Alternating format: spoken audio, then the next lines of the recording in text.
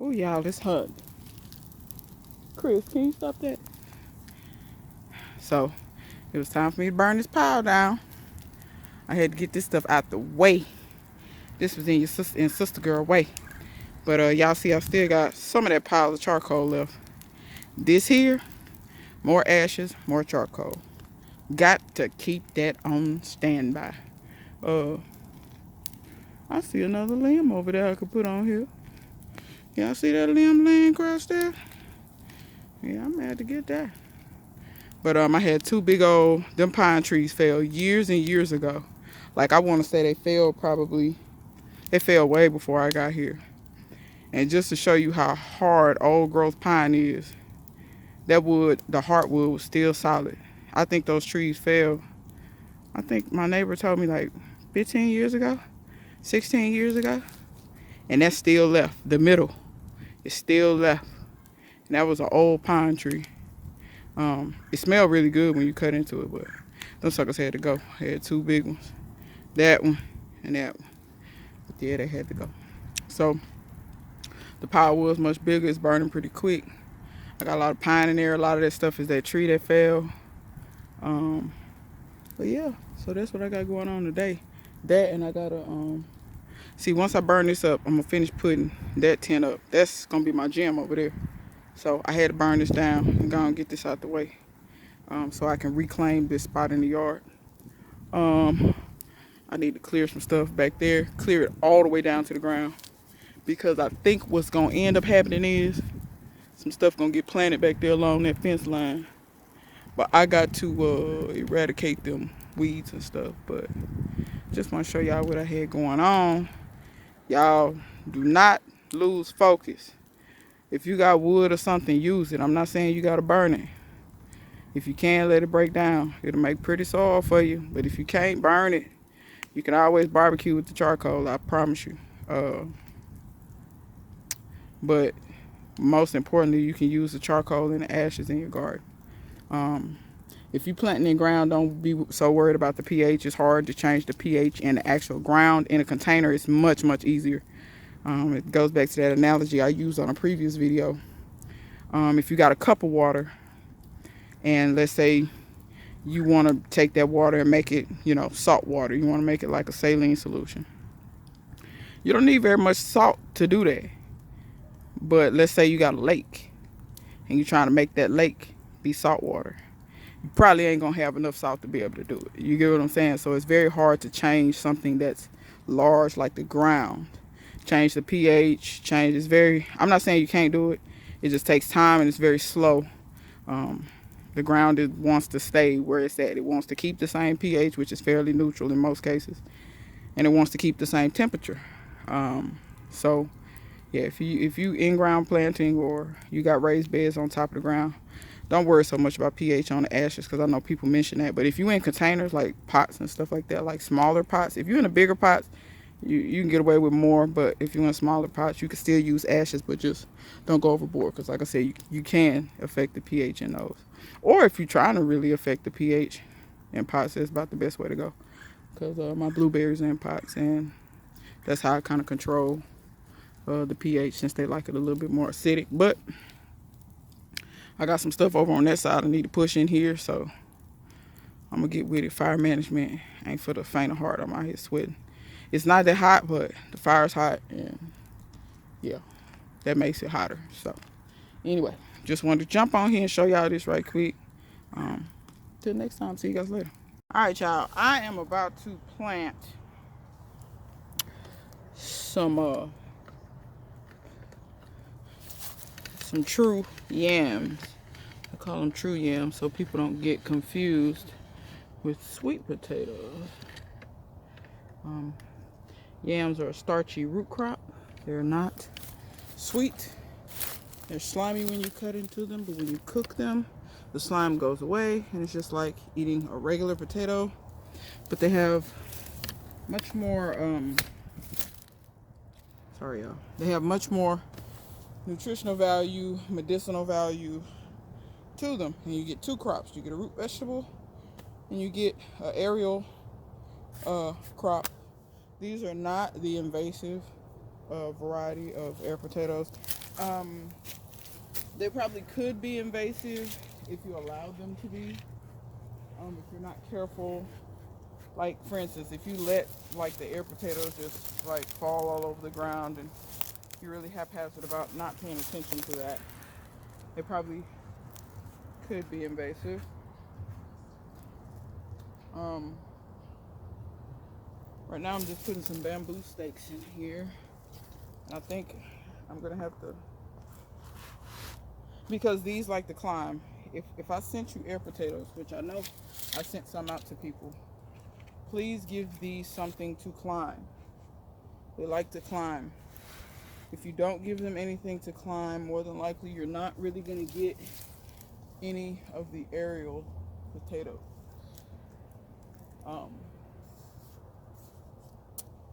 That's just a note. These are pretty tall, so, but yeah, I'm probably gonna have to like tie these all together at the top and do it like that. But the bottom of this is filled with leaves, and matter of fact, let me turn around and show y'all. Y'all see all this? That don't look like much. That's like 3 feet deep of leaves and pine straw that I ran over with the lawnmower. And I've used it to fill up like where my potatoes were. I'm gonna use it as mulch. I'm gonna compost a lot of it, let it break down. This is gonna be considered like compost in place. The worms will eat that up, like no problem. So the bottom of this is filled with that, and then the top is filled with, and I'm gonna show y'all what I be using. And the only reason I'm showing y'all this is because some people go out and buy a lot of stuff that's really expensive when you could be buying this and it's actually better. Can y'all see that sack? It's made by Evergreen. It's organic humus, composted organic humus. And it's made by Evergreen. Pretty much what they do is they take a tree. If my tripod don't get some act right, boy, let me tell you.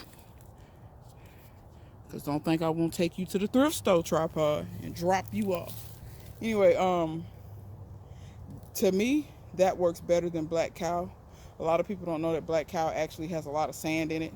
You're paying $5 for pretty much a bag of sand.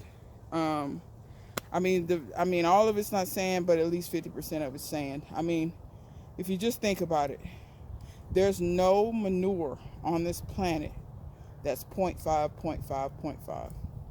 It's just too low. Even composted chicken manure is what?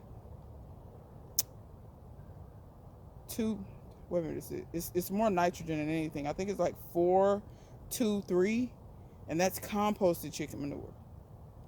I think rabbit manure is 411 or something like that, or 432, 431, something like that. Like, how is it that composted manure, and they claim that that's all they're doing is taking cow manure and composting it, how is it 0.5, 0.5, 0.5? Where did all the nutrition go? And if anybody's handled cow manure, you know that when cow manure dries up, it gets super hard like rocks. If you watch David the Good, he uses cow manure from somebody's got a cow near him. And you always see them, it's big hunks and it's really hard and it's really dry. Like if you've ever experienced a cow patty, once it dries up, it's hard as a rock. Like cow manure is not that fluffy. No, they take that cow manure and they mix it with a whole lot of sand. If you just run it through your fingers and look at it, you can see the sand granules in it. And Bumblebee Junction talked about this. Like that's what they amend their soil with when they need a lot of sand. They go get Black Cow. Like they talked about it when they was planting sweet potatoes in that huge raised bed they had. They talked about it, and I was surprised that somebody mentioned it because nobody mentions that stuff is like probably 50% sand. But if you want to pay $5 or $6 for 50% sand, go right ahead. I'm not. That what I got in there is pure, like it's wood particles. You can tell what it is. Like when you hold it in your hand, you can see it. Can y'all see that? You can see that it's wood particles, but they started breaking down. And Y'all know me, I grow mostly in wood anyway, so I prefer that. So that's what I use, and that stuff is $1.48 a bag, I think, or it's $1 something a bag. It's not very much at all. So that's my recommendation. Another good one is the topsoil. Now I'm gonna tell you, it's not much nutrition in that, but it ain't much nutrition in black cow either, because that's another thing I don't understand. You pay $5-6 for a bag, and then you turn around and amend it with all of this stuff. So if you have to amend it, get the $2 the dollar bag. Like I'm not paying $6 and it ain't nothing in there. At that rate, you might as well get the Miracle Grow stuff. But that's just, for my people that's out here looking for stuff to fill their beds with. You can fill a bed economically with that organic composted humus. Also, I want to mention that they sell that at pretty much every big box store. I have seen it at Walmart, Lowe's, and Home Depot. Those are the local big box stores around me. So if you're looking for it, it's easy to find. So with that being said, now let's move on to planting what I'm supposed to be planting. So last year, y'all know I grew air potatoes. So I grew them in this little pot, and when I dumped the pot out, this is what I had in there. You can see the tuber was starting to form. You see the roots starting to grow out of it. So they had started growing already. So what I'm going to do is I'm just going to lay those in there and cover them up. You do not have to dig these down deep. If I sent you the little air potatoes, the tiny little balls, you're going to plant those the same way as I'm planting this.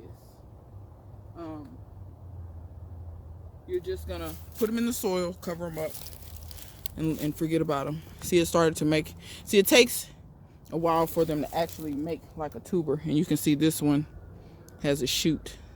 See, that's going to become a leaf. So I'm going to leave that leaf slightly above ground because it was already growing up out of the dirt.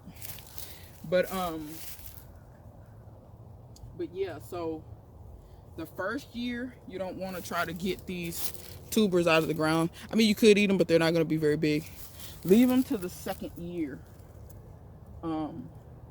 And I'm planting those 2 inches deep, an inch deep. It doesn't really matter.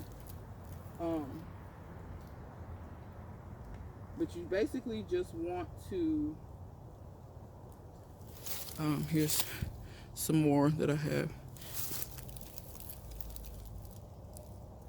You just want to bury them and get them covered, and then pretty much leave them alone. That's pretty much how that works.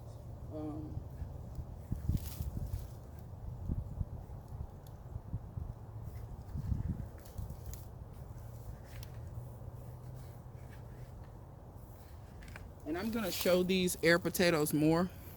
This one's getting a shoot as well. See the little shoot? Let me see if I can turn it. It's focusing on what it wants to focus on. This right here, that's a shoot. These other white things, those are this year's roots. So I pretty much dug those in, covered them up. They got poles to climb. I'm going to show y'all what I mean. At the top, I'm going to band those poles together to make them more stable. And like I said, you want to give them something to climb. The faster they have something to climb, the better they do. And the faster they grow. And I'm going to really show these more because I think a lot of people were confused because a lot of people don't grow these. Show y'all the top of that more. See how that is? I'm going to take some rope or something and put it on the top and lash all those together. That way they're stable at the top. And then they're down in the bottom of this tote. This tote does have a hole in the bottom, a huge hole. It's actually open to the tripod. This tripod is trying to go to the thrift store, y'all. I'm finna make a donation. Anyway, life of a YouTuber. This is what happens when you have your equipment and you just use it for so long. But anyway, let me clean this up because I don't want to be the one that's contributing to the filth in the yard, or the trash rather. But yeah, I think a lot of people got confused and weren't completely sure about how those grow and about the aerial potatoes versus the root part that you harvest. So like I said, you want to plant them the first year. Don't even think about getting roots. You will get the aerial potatoes, and I've done videos on it before. If you search, look back, and I show you me harvesting aerial potatoes. The aerial potatoes are going to taste just like the ones that grow on the ground, but the ones in the ground they get much bigger. But you want to wait till the second or third year to start harvesting the ones under the ground. But you get plenty of the ones at the top to where you can enjoy them. And like I said, they're really good because you can just wash them, boil them. You don't even have to worry about peeling them. Wash them, boil them. They taste just like Irish potatoes. You would use them just like you would use new potatoes. You know, the small ones. You can put them in soups. You can put them in stews. You can do all those kind of things with them. You could boil them and then put them in a saute pan with a little butter and some garlic and kind of saute them like that. If you're fat like me and like butter. I don't do that often. I usually put them in soups or stews. They go great in that because you can just wash them, throw them in, and they cook up, and it's great. So, like I said, they have, if you look up yams, Dioscorea is the name. They have a lot of different versions of Dioscorea, but they're really good for you medicinally. You know, you can learn a lot about the medicinal qualities of them and what they're used for. I think Asians use them more than any, well, Africans as well. Africans use true yams. That's what they were growing a lot of, and still Nigeria is the #1 producer of actual yams. So yeah, that's one of them things. So my mulberry tree is looking nicely.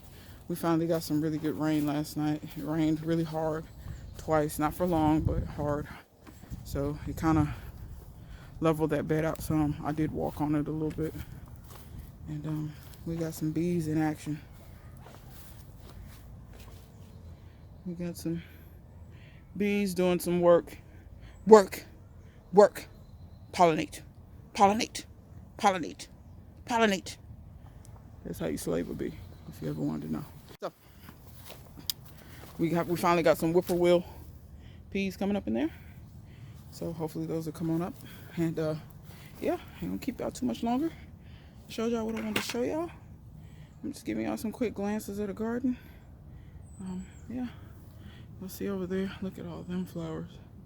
Yeah, I really didn't want to let, but I'm letting this stuff go to seed because the bees, when I come out here, when I want to pull it, I'll see the bees and it makes me not pull it. So, I want to show you something.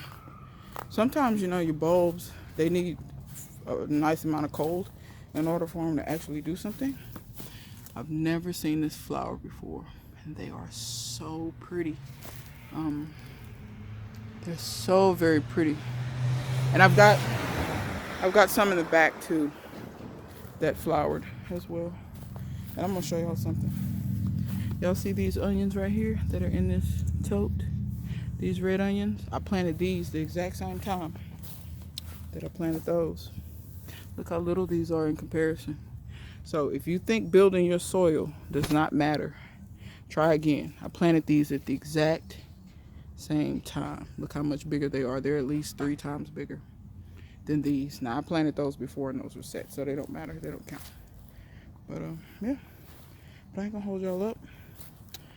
Look at my brassica bed. It's looking good. I gotta put some tools over there. I'm gonna put a stop to them worms. But till next time, see you guys later.